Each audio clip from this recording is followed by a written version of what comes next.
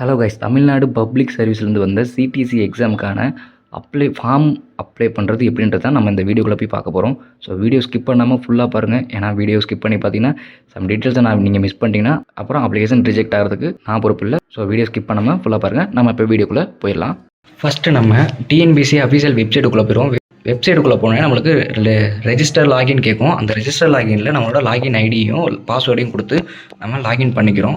Login பண்ணதுக்கப்புறம் உங்களுக்கு இப்படி தான் ஓப்பன் ஆகும். அதில் வந்து கரண்ட் அப்ளிகேஷன் அப்படின்றதா இருக்கும். நம்ம அந்த கரண்ட் அப்ளிகேஷனில் நீங்கள் பார்த்தீங்கன்னா ஆல்ரெடி நீங்கள் டிஎன்பிசி குரூப் 2 குரூப் 4 எதுக்காச்சும் அப்ளை பண்ணிங்கன்னா சில டீட்டெயில்ஸ் மட்டும் அதில் ஆல்ரெடி சேவில் இருக்கும். அதுக்கப்புறம் நீங்கள் பார்த்தீங்கன்னா அப்ளிகேஷன் ஸ்டேட்டஸ்னு ஒன்று இருக்கும். அதுக்குள்ளே போனீங்கன்னா இப்போ நீங்கள் சிடிஎஸ்சிக்கு அப்ளை பண்ணுறதுக்கான ஃபார்மெட்டு கீழே இருக்கும். அதில் பார்த்தீங்கன்னா அது கீழே போய் கிளிக் பண்ணிங்கன்னா வியூன்ற எடிட்ன்ற ஆப்ஷன் இருக்கும். அந்த எடிட் ஆப்ஷனை கிளிக் பண்ணிங்கன்னா உள்ளே டைரெக்டாக போயிடும் ஃபார்முக்குள்ளே. அதில் நீங்கள் போனீங்கன்னா ஸ்டேஜ் 1 வந்து கம்ப்ளீட் ஆகிருக்கும். ஸ்டேஜ் 2 ஸ்டேஜ் 3 அண்ட் இன்கம்ப்ளீட்டாக இருக்கும். இப்போ நம்ம ஸ்டேஜ் 2 தான் கம்ப்ளீட் பண்ண ஸ்டார்ட் பண்ண போகிறோம். அது எப்படின்றத பார்ப்போம். அப்ளிகேஷன் டீட்டெயில்ஸ் இருக்குது பார்த்தீங்களா, அந்த ஆப்ஷனை கிளிக் பண்ணிங்கன்னா டைரெக்டாக உங்களுக்கு ஃபோட்டோ அப்லோடுக்கு போகும். ஃபஸ்ட்டு வந்து உங்களோட ஃபோட்டோவை கம்ப்ரெஸ் பண்ணி அவங்க சொன்ன கேபிக்குள்ளே கம்ப்ரெஸ் பண்ணி ரெடி பண்ணி வச்சுக்கோங்க. உங்களோட ஃபோட்டோவும் உங்களோட சிக்னேச்சரையும் அதை வந்து ஸ்டார்டிங்கில் நம்ம அப்லோட் பண்ணோம். அப்படி அப்லோட் பண்ணுறப்ப ஃபோட்டோ எப்போ எடுத்துன்ற டேட்டு கேட்கும். அந்த ஃபோட்டோக்கு கீழே அது 4 மந்த்ஸ்க்குள்ளே தான் இருக்கிற மாதிரி இருக்கும்.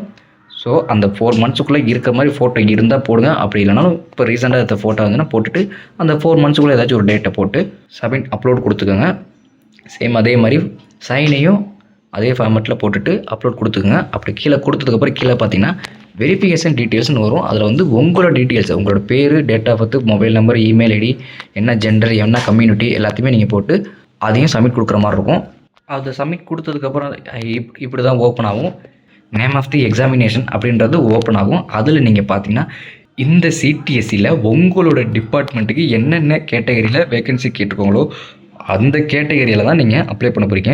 ஸோ நீங்கள் என்ன படிச்சிருக்கீங்களோ, ஐடி டேர்னராக இருந்தாலோ, ஃபிட்ரோ, வெல்டரோ, இல்லை டிப்ளமோவில் மெக்கானிக்கல், சிவில், இல்லைனா டிகிரியில் நீங்கள் முடிச்சிருந்தா எந்தெந்த டிபார்ட்மெண்ட்டுக்கு எந்தெந்த ஜாப் கேட்டிருக்காங்கன்றதுக்கு இதில் அஃபிஷியல் நோட்டிஃபிகேஷனில் பிடிஎஃப் இருக்குது. அந்த பிடிஎஃப்குள்ளே போய் செக் பண்ணிவிட்டு எந்தெந்த ஜாபுக்கு நீங்கள் எலிஜிபிளோ அதை மட்டுமே அப்ளை பண்ணுங்கள். இப்போது இந்த பேஜில் பார்த்தீங்கன்னா automobile and mechanical engineering, civil engineering இந்த மாதிரி நிறையா இருக்கும். சப்ஜெக்ட் கோடுன்னு இருக்குது பார்த்தீங்களா, அந்த சப்ஜெக்ட் கோடுக்குள்ளே தான் நம்மளுக்கு என்னென்ன சப்ஜெக்ட், அதாவது யார் யார் என்ன டிபார்ட்மெண்ட் படித்தவங்க இதெல்லாம் அப்ளை பண்ணலாம் அப்படின்றது மாதிரி ஷோ பண்ணியிருப்பாங்க. நீங்கள் அதெல்லாம் பார்த்துட்டு எது ஏதோ அதை மட்டும் கிளிக் பண்ணுங்கள். நீங்கள் படிக்காததை நீங்கள் உங்களுக்கு சம்மந்தமே இல்லாத டிபார்ட்மெண்ட்டெல்லாம் நீங்கள் கிளிக் பண்ணிங்கன்னா அது உங்களுக்கு ரொம்ப இஷ்யூ ஆகும். ஸோ நீங்கள் படித்ததை மட்டும் போட்டுட்டு கிளிக் பண்ணிட்டு கீழே பார்த்தீங்கன்னா அடுத்தது என்ன கேட்குன்னா, நீங்கள் கவர்மெண்ட் எம்ப்ளாயி ஆல்ரெடி சர்வீஸ் பண்ணியிருக்கீங்களா அப்படின்ற மாதிரி கேட்கும். ஆமானா ஆமாம், இல்லைனா இல்லைன்னு கொடுங்க. அது கீழே பார்த்தீங்கன்னா வேர் யூ கவர்மெண்ட் எம்ப்ளாய்னு கேட்கும். அதுவும் நீங்கள் இல்லைனே கொடுத்துக்கலாம். அதுக்கப்புறம் டிபார்ட்மெண்ட்டு டிஸ்குவாலிஃபிகேஷன் அதுக்கும் நீங்கள் நோவே கொடுத்துக்கோங்க. அப்புறம் கிரிமினல் கேசஸ் உங்கள் மேலே இருந்துச்சுன்னா ஆம் கொடுங்க, இல்லைனா இல்லைன்னு கொடுத்துக்கோங்க. அப்புறம் எலிஜிபிலிட்டி ஆஃப் அப்பாயின்மெண்ட் அப்படின்றதுக்கும் நீங்கள் இல்லைனே கொடுத்துக்கலாம்.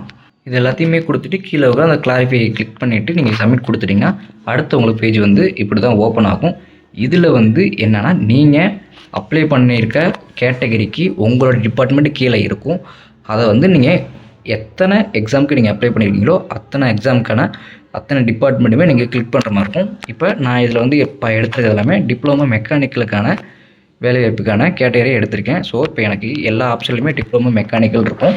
ஸோ நான் அதை எல்லாத்தையுமே கிளிக் பண்ணிக்குவேன். உங்களுக்கும் அதே மாதிரி நீங்கள் என்ன டிபார்ட்மெண்ட் எடுத்துருக்கீங்களோ அந்த டிபார்ட்மெண்ட்டுக்கான ஆப்ஷனை மட்டும் கிளிக் பண்ணிவிட்டு கீழே ஸ்க்ரோல் பண்ணி ஃபுல்லாக எல்லாத்தையுமே கிளிக் பண்ணி முடிச்சிட்டிங்கன்னா any UG degree, PG degree அப்படின்ற ஆப்ஷன் இருக்கும். ஆக்சுவலாக அது வந்து நீங்கள் ஐடிஐயோ இல்லை டிப்ளமோ படித்தவங்க அப்படின்றப்ப உங்களுக்கு அந்த ஆப்ஷன் காட்டலைன்னா இந்த நீங்கள் அப்ளை பண்ணி கீழே இருக்குது பார்த்தீங்களா, வெரிஃபை த செலக்ட் குவாலிஃபிகேஷன் அப்படின்னு க்ரீன் கலரில் காட்டு பார்த்தீங்களா, அதை நீங்கள் கிளிக் பண்ணிங்கன்னா உங்களோட டிபார்ட்மெண்ட்டுக்கான ஆப்ஷன்ஸ் வெளியே வந்துடும்.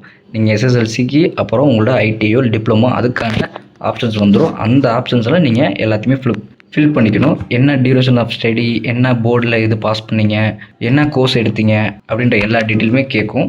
எந்த இயர் நீங்கள் ரிசல்ட் உங்களுக்கு பப்ளிகேஷன் ஆஃப் ரிசல்ட் வந்து எந்த டேட்டு அப்படின்றது எல்லாத்தையுமே மென்ஷன் பண்ணிவிட்டு இப்போ டிப்ளமோக்கு பார்த்தீங்கன்னா 3 ஆப்ஷன் கொடுத்துருக்காங்க. எஸ்எஸ்எல்சியை பற்றின டீட்டெயிலும், அதுக்கப்புறம் டிப்ளமோ ஹெச்எஸ்சின்ற டீட்டெயிலும், அதுக்கப்புறம் டிப்ளமோ மெக்கானிக்கல் இன்ஜினியருக்கான டீட்டெயில் நான் ஃபில் பண்ணுற மாதிரி வந்திருக்கும். சேம் டிப்ளமோ மெக்கானிக்கலுக்கும் டிப்ளமோ ஹெச்எஸ்சின்ற ரெண்டுக்குமே ஒரே டீட்டெயில் தான் எந்த இயர் பாஸ் பண்ணோம், எந்த ஸ்டேட் போர்டில் நாங்கள் பாஸ் பண்ணோம், எத்தனை வருஷம் நாங்கள் படித்தோம் அப்படின்ற எல்லா டீட்டெயிலுமே ஃபில் பண்ணிவிட்டு கீழே பார்த்தீங்கன்னா to you claim PSTM for this qualification அப்படின்னு இருக்கும். அதாவது பிஎஸ்டிஎம் அப்படின்னு நீங்கள் தமிழ் வழி எதுவும் படிச்சிருக்கீங்க, அதுக்கு எதுவும் தனியாக சர்டிஃபிகேட் எதுவும் கொடுத்துருந்தாங்கன்னா நீங்கள் எஸ் கொடுங்க, இல்லைனா நோன் கொடுத்துக்குங்க. மேக்ஸிமம் சில பேர்கிட்ட பிஎஸ்டிஎம் குவாலிஃபிகேஷன் இருக்காது, அப்படி இல்லாதவங்க நோனே கொடுத்துக்கோங்க. என்னன்னு தெரியாமல் எஸ் கொடுத்துக்காதீங்க. அதுக்கப்புறம் அதுக்கான சர்டிஃபிகேட் கேட்கும். சர்டிஃபிகேட் நம்மகிட்ட உங்கள்கிட்ட இல்லைனா அப்புறம் அட்டாச் பண்ண முடியாது, அப்ளிகேஷனை ஃபில்லிங் கம்ப்ளீட் பண்ண முடியாது. இப்போ பார்த்தீங்கன்னா எஸ்எஸ்எல்சிக்கான இது பண்ணிவிட்டு இப்போ இது வந்து டிப்ளமோக்கான ஹெச்எஸ்சி ஈக்குவலண்ட். இதுலேயும் சேம் நான் டிப்ளமோவில் என்ன முடித்தோனோ அந்த டீட்டெயில்ஸை நான் போட்டிருக்கேன். அதுக்கப்புறம் பார்த்தோம்னா நம்மளுக்கு டிப்ளமோ இன் மெக்கானிக்கல் இன்ஜினியரிங் இன்னொரு ஆப்ஷன் வரும். சேம் அதுலேயும் இதே தான் நான் ஃபில்அப் பண்ணுற மாதிரி இருக்கும். ஃபில் பண்ணிவிட்டு இது கொடுத்தோம்னா இந்த மாதிரி ஆப்ஷன்ஸ் கேட்கும். நீங்கள் சரியான தகவல் மட்டுமே உள்ள டீட்டெயில்ஸ் செய்தீர்கள் என்பது உறுதி செய்யணும் அப்படின்ற மாதிரி கொடுக்கும். நம்ம அதில் வந்து எஸ் கொடுத்துடணும். எஸ் கொடுத்ததுக்கப்புறம் கீழே வந்து மறுபடியும் பிஎஸ்டிஎம் டீட்டெயில்ஸ், தமிழ் வழி கல்வி விவரங்கள் அந்த மாதிரி சொல்லிவிட்டு ஒரு ஆப்ஷன் காட்டும். அதில் வந்து கீழே லாஸ்ட்டில் பார்த்தீங்கன்னா ஸ்க்ரோல் பண்ணி பார்த்தீங்கன்னா கேட்கும் to you claim Tamil medium PSTM இருக்கா அப்படின்னு.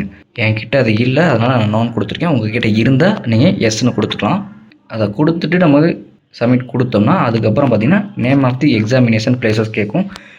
எக்ஸாமினேஷன் சென்டர் பார்த்தீங்கன்னா இப்போ எனக்கு நான் எந்த நேட்டிவில் இருக்கனோ அந்த நேட்டிவும் என்னோட நியர்பை நேட்டிவ் ரெண்டையுமே கொடுத்துருக்கேன். உங்களுக்கு அதே மாதிரி எந்த நேட்டிவ் நீங்கள் இருக்கீங்களோ அந்த நேட்டிவ் ஃபஸ்ட்டு கொடுத்துட்டு உங்களுக்கு நியர்பை நேட்டிவ் செகண்ட் ஆப்ஷனாக கொடுத்துக்கோங்க. அப்புறம் அது கீழே வந்து நீங்கள் என்னென்ன எக்ஸாமுக்கு அப்ளை பண்ணிக்கிறீங்களோ அதுக்கான சப்ஜெக்டை பற்றின டீட்டெயில்ஸை கீழே வந்து ஷோ பண்ணும். ஃபஸ்ட் எக்ஸாம் வந்து நம்மளுக்கு எஸ்எஸ்எல்சி தமிழ் வழி எக்ஸாம் ஒன்று நடக்கும். அதுக்கப்புறம் நம்மளுக்கு டிபார்ட்மெண்ட்டை பொறுத்து எக்ஸாம்ஸ் நடக்கும். இதெல்லாம் பார்த்துட்டு நீங்கள் கிளாரிஃபை பண்ணிவிட்டு நீங்கள் மறுபடியும் சப்மிட் கொடுத்துட்டோம்னா அதுக்கப்புறம் நீங்கள் எத்தனை அப்ளை பண்ணீங்களோ அதுக்கான ஃபீஸ் கட்டுற மாதிரி இருக்கும். ஒரு எக்ஸாமுக்கு வந்து 100 rupees. நீங்கள் எத்தனை எக்ஸாமுக்கு அப்ளை பண்ணிங்களோ அத்தனை எக்ஸாமுக்கான பேமெண்ட் கட்டுற மாதிரி இருக்கும். அந்த பேமெண்ட்டை நீங்கள் கம்ப்ளீட் பண்ணிவிட்டு அதுக்கப்புறம் சப்மிட் கொடுத்தோம்னா இந்த மாதிரி ஓப்பன் ஆகும். அப்லோட் ஃபார் த டாக்குமெண்ட் டீட்டெயில்ஸை நம்ம அப்லோட் பண்ணுற மாதிரி இருக்கும். இப்போ இதில் வந்து எனக்கு வந்து 4 டாக்குமெண்ட் காட்டியிருக்கு. கம்யூனிட்டி சர்டிஃபிகேட்டு, அப்புறம் எஸ்எஸ்எல்சி, அப்புறம் டிப்ளமோக்கான மார்க் ஷீட்டு, இதெல்லாம் எனக்கு அப்லோட் பண்ணுற மாதிரி காட்டியிருக்கு. அதுவும் 500 KBக்குள்ள பிடிஎஃப் ஃபைல் தான் நம்ம சப்மிட் பண்ணுற மாதிரி இருக்கும். ஸோ உங்களோட கம்யூனிட்டி சர்டிஃபிகேட்டு, உங்களோட சர்டிஃபிகேட் எல்லாத்தையுமே ஒரு ஃபோட்டோ எடுத்து அதை வந்து நீங்கள் பிடிஎஃப் கன்வெர்ட்டுக்கு போய் பிடிஎஃப் மாற்றி அந்த பிடிஎஃப் வந்து கம்ப்ரஸ் பண்ணி 500 KBக்குள்ளே வர மாதிரி கம்ப்ரஸ் பண்ணி நீங்கள் அப்லோட் பண்ணுற மாதிரி இருக்கும். அதை எல்லாத்தையுமே நீங்கள் அப்லோட் பண்ணிவிட்டு சப்மிட் கொடுத்தோம்னா நெக்ஸ்ட் பேஜ் ஓப்பன் ஆகும். இப்போ நான் வந்து இதுக்கான என்னோடய சர்டிஃபிகேட் எல்லாத்தையுமே நான் டாக்குமெண்ட்டை அப்லோட் பண்ணுறேன். இப்போ நீங்கள் டாக்குமெண்ட் அப்லோட் பண்ணதுக்கப்புறம் உங்களுக்கு இப்படி தான் காட்டும். வியூ டாக்குமெண்ட்டுன்னு நீங்கள் அப்லோட் பண்ணலன்னா உங்களுக்கு அப்படி காட்டாது. நீங்கள் அப்ளை பண்ணதுக்கப்புறம் டாக்குமெண்ட் காட்டும். நீங்கள் அதை கிளிக் பண்ணி டாக்குமெண்ட்டை கன்ஃபர்மேஷன் பண்ணிக்கலாம், செக் பண்ணிக்கலாம். அதை செக் பண்ணதுக்கப்புறம் உங்களோட ஃபுல் ஃபார்ம் வந்து ஓப்பன் ஆயிரும். நீங்கள் இந்த எக்ஸாமுக்கான என்னென்ன டீட்டெயில்ஸ் கொடுத்தீங்க அந்த டீட்டெயில்ஸ் எல்லாமே ஓப்பன் ஆகும். ஒன்ஸுக்கு ட்வைஸ் டைம் நீங்கள் செக் பண்ணிக்கோங்க நீங்கள் கொடுத்துருக்க டீட்டெயில்ஸ் எல்லாமே கரெக்டாக இருக்கான்னு. அப்படி இல்லைன்னா இதுக்கு முன்னாடியே நீங்கள் கரெக்ஷன் பண்ணிக்கோங்க. ஒன்ஸ் எல்லாத்தையுமே நீங்கள் ஸ்க்ரோல் பண்ணி செக் பண்ணிவிட்டு கீழே வந்தீங்கன்னா கிளாரிஃபை பாக்ஸ் காட்டும். அதை கிளிக் பண்ணணும். கிட்டத்தட்ட ஒரு 5-6 பாக்ஸ் காட்டும். எல்லாத்தையுமே நீங்கள் கிளிக் பண்ணிவிட்டு சப்மிட் கொடுக்குற மாதிரி இருக்கும். இதே மாதிரி தான் yes I agreed to proceed அப்படின்ற மாதிரி காட்டும். உங்களுக்கு எல்லாமே கரெக்டாக இருக்குது அப்படின்னா நீங்கள் எல்லா பாக்ஸையும் கிளிக் பண்ணிட்டு எஸ் ஐ அக்ரீடு கொடுத்துருங்க.